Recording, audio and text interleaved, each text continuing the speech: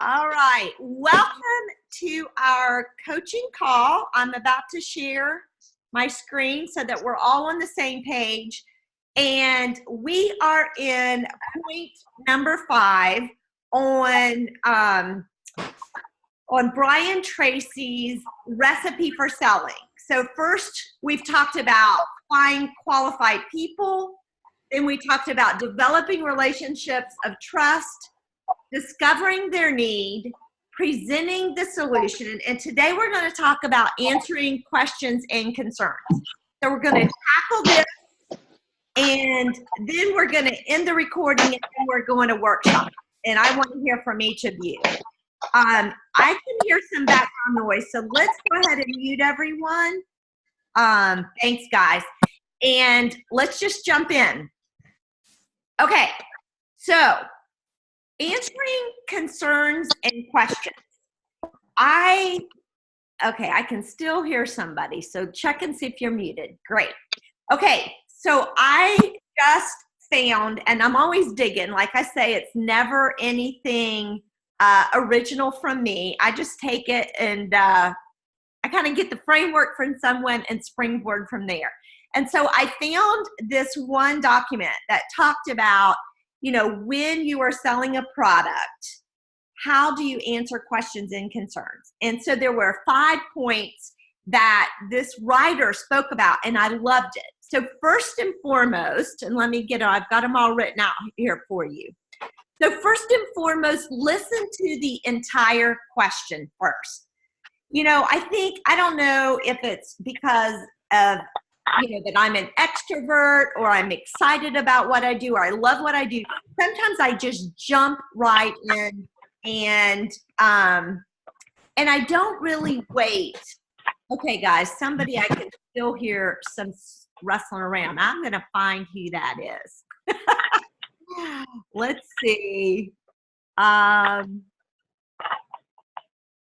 Okay, can y'all mute whoever needs to mute? Would you mute? Okay, great. Okay, let me go back to sharing, and here we go. Okay, so listen to the entire question first. I got a funny little story to share with you about this. I remember hearing this story about this little boy. He went to his mom, and he said to her, "Hey, Mom, where did I come from?" So he's little, and she's thinking, "Oh, man, I really didn't want to get into that conversation this early with him." But she's like, okay, whatever. So she just dives right in and tells him all about the birds and the bees. And the little boy just sits there a little bit, bewildered and just like, holy cow, way too much information. And she finishes up and she looks at him and she said, "Son, does that make sense? Do you understand? Do you have any questions?" And he said, "Yeah, Mom." He said, "Well, at school we're doing this study, and Johnny came from Germany, and Billy came," and he's listing where everyone came. He goes, "I just wondered where our family came from." And so she had gone into this big detailed sex talk, telling her son all about the birds and the bees, and all he wanted to know was where their family had originated from and come from. And so when we're listening to someone, let's listen to the entire question so that we can really get the entire, what they're really asking us.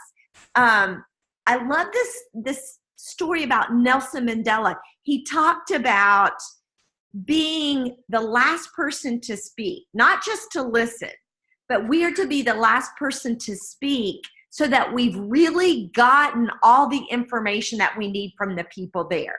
So if we want to answer questions and concerns, we got to first really get a handle on what their questions and concerns are and listen through before we jump in and start talking. The second thing, pause and allow yourself to evaluate. And sometimes I think from a nervous standpoint, we want to just jump right in and start talking. But here's what I'm going to challenge you to do.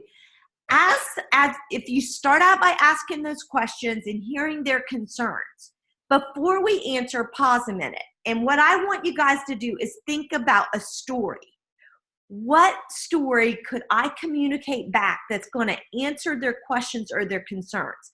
Because I'm telling you, people resonate with stories. People really respond to stories, and they don't forget stories. So if you just take a minute and pause and think, and a lot of times I really try to do this. If I really pause for a second, most of the time I can think of a customer story, whether it be one of my customer stories, one of you all's stories, or a situation that's happened that I can tell a story back to them that helps give them comfort, allows them to understand, and really alleviate any concerns that they may have. All right, so number 3, when you're talking to this person, they're sharing their concerns, their questions, credit that person for asking that question. And here's why, in my opinion, it's huge to do that is, number 1, it's going to build trust with that person. You know, when they know that you are caring enough to acknowledge the fact that they're kind of being bold, asking you a question or sharing their concern, acknowledge that what they've just said to you, and then because it's going to build trust. Secondly, it's going to build credibility. You know, when you're talking to someone and they're on the same page as you and they're agreeing, you know what? It just builds credibility in that person, because if they're agreeing and they're on the same page as you think they're pretty doggone smart.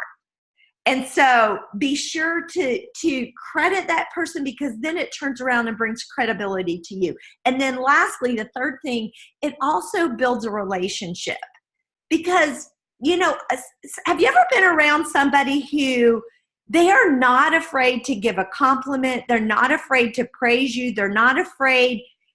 Some people are afraid to acknowledge, to give credit to somebody. And when you're around someone who freely does that, you're just naturally drawn to that person. And so what we're doing here through all these exchanges, by listening, by pausing and evaluating what your response is, and your response coming back with a story, what we're doing is building that relationship deeper and deeper. And instead of, oh my gosh, that person asked me a question, or they're having second thoughts, or maybe they're thinking something negative about Juice Plus, our natural response is to pull back. Oh my, I don't want to do. But I am telling you, every time you get that gut feeling that you want to pull back, I want you to lean in. Lean in and answer the question. Lean in and inquire more. That leaning in shows you care. It also communicates confidence. When we shy away and don't want to call someone back because we're thinking, oh my gosh, they're going to quit taking Juice Plus, or oh my gosh, there's something negative they've read on the internet about Juice Plus, that I think diminishes our credibility, and it doesn't show confidence on our part. But when we're willing to lean in, get into those tough conversations, it brings about confidence. And I'm telling you, people will follow you into this business. People will order Juice Plus if they are confident in you and they feel your confidence. So really lean into and give that person credibility, credit for being willing to be honest with you.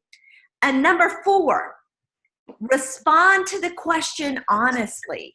You guys, it is okay. And quite frankly, I think it's a little more endearing when we say, you know what, I've never dealt with that. That's a really good question. I don't know, but I sure will find out. I had the privilege of connecting and working closely with a lot of medical professionals, or a lot of people who've been doing this a lot longer than I have. Let me get back to you. And what that does is, it moves us out of being like, quote unquote, a car salesman into somebody who we really want to be an advocate for our customers, our distributors, even people who aren't customers. who are just prospects. We want to be a resource to them. And if they know that we can be trusted, that we're willing to have these exchanges, whether or not they're a customer or not, again, it's building that relationship. And as I was thinking about this point, and I just posted it on Team Extreme Facebook page, we forget we've got that one website called Juice Plus Facts. And if you're new, that website is huge. Go there, and what they're doing is listing all the most commonly asked questions or misunderstood things about Juice Plus. So if you go to that website, then and start reading through there, just a little bit each night, what you're going to do is you're going to build your knowledge, and you're really going to be able to respond easier with people. But don't shy away from talking just because you don't know everything yet. Nobody does, and 19 years in, I'm still learning. Okay, lastly, and then we're going to chit-chat about this a bit, is number 5, bridge to the next question by asking another question. You remember me always saying, he who asks the question guides the conversation. He who asks the questions guides the conversation. And you guys, what we want to do is guide them into one exposure to the next, to the next, to the next. So either they become our customer or they become a team member. And that bridging to, I think it's Eric Worre talks about exposures. That bridging from exposure to exposure can be done by asking a question. And so have kind of top of mind several questions, bridge questions that, let's just say, right now I'm in a Facebook conversation with a referral from another one of my customers, and I knew I had to get on this call. So I sent her a message and I said, I can't wait to tell you about our children's health study. And I don't know if you know this, but with every adult, a child can get their Juice Plus for free for up to 4 years. Could I give you a call as soon as I'm off this conference call? So it's just asking those questions, so that, because what I didn't want to happen was for our conversation to die because I was jumping on this call. So I asked a question to keep that exposure moving forward. And I'm telling you what, this bridging like this, it literally will help you get customers, and it also will help you get referrals, by asking. And how I got this referral was a customer of mine who reached out to me. She kind of dropped off the bandwagon a bit. So I sent her a message and I said, surely by now you guys have to be out of Juice Plus, and I would hate for you to run out. And so she responded back and said, okay, yes, go ahead and order us another round. And from there, she had referred someone earlier. And I just said, by the way, I want to thank you. I want to send you a gift for referring Audrey. And then as soon as I said that, I said, I really appreciate that. And I said, do you have any other friends that you want me to reach out to as well, like Audrey? And she goes, I do. I was just talking to someone the other day. Here, let me pass on her Facebook name so you can reach out to her. So asking questions like that, it just keeps bridging the gap to the next exposure. It bridges the gap to getting more referrals. And it also can bridge the gap to moving a customer onto a distributor. And so utilize that follow-up questions to keep moving the conversation, the process, that person to the next level. Okay, one more thing I'm going to say that I'd written a note about is back to this whole point 5, bridging the gap with questions and going from exposure to exposure. I just listened to a podcast, and I don't remember which one it was, but he was talking about back in the 80s, it took about 4 exposures to make a sale. Doesn't matter the product, just on average, 4 exposures to make a sale. Anybody have an idea how many exposures it takes today? 8. Aaron's saying 10, 8, 7, 16. 16. So when you get discouraged thinking, oh my gosh, I have talked to this person I don't know how many times. Remember, has it been 16 yet? Because if it hasn't, you still have hope. And then, I know what it was. It was an Eric Worre podcast. He was interviewing these 2 guys from the New York Stock Exchange. They were both traders, and they both basically got eliminated from their jobs. And they said they would never, ever do network marketing. Well, they're $1 million earners in the network marketing industry today. And he said, Eric said to them, how many people asked you guys to join a network marketing company while you were working Wall Street? And they both said hundreds. And he said, how many came back a second and third time? And he said, the guy who got us wasn't even all this great distributor. But you know why he got us? It was because of his persistence. He just kept coming back. And Eric said to him, how many of those people said were kicking themselves and came back to you now that you're $1 million a year earners, that they didn't stick with it? And he goes, numerous ones are kicking themselves. So you guys, just if I could say anything, is do not take any of this personal. Just keep reaching out and talking to people. And I'm kind of getting off track here, but I'm telling you what, it's the person who's the most persistent. I think about Dr. Delia Garcia, who's the oncologist. I remember someone asking her one time, what was it? What did someone say to you that brought you on board with Juice Plus? And she said, really, it was this girl who just kept bringing in information to me, and I would throw it away. And she said, finally, she handed me a CD, or not even a CD, it was a cassette tape. This is back many years ago. And here is an oncologist, and this distributor brings her this, and I remember this cassette tape. It was on the Children's Health Study. And I'm thinking, of all the tools we have, really? That's what she brought to her. But you know what? That's what did it. But she said it was the persistency of this distributor is what caused her to finally take a look at Juice Plus.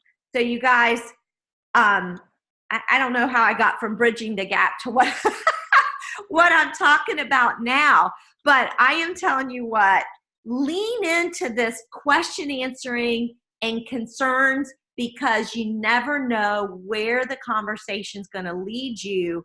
And so lean into it. Okay, I am going to stop the recording.